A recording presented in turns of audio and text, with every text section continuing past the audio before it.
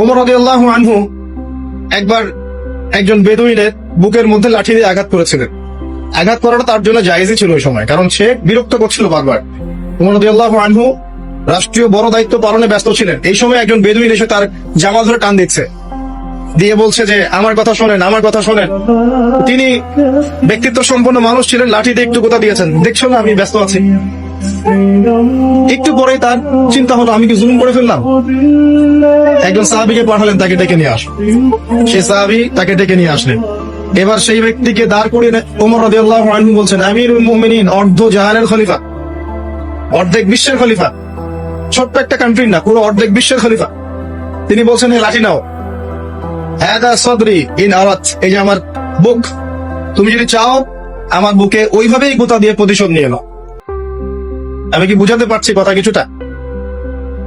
এই ব্যক্তি হতভম্ব হয়ে গেল যে সত্যি কি উনি আমাকে এই কথাটা বলছেন। তিনি আমিরুল মুমিনিন হয়ে এই কথা বলছেন যে আমার বুকের মধ্যে লাঠি দিয়ে আঘাত করে তুমি প্রতিশোধ নিয়ে নাও। ওমর রাদিয়াল্লাহু আনহু বলছেন হ্যাঁ এটা করো, কিয়ামতের মাঠে আমাকে আল্লাহর হস্তে জবাবদিহি করাও না।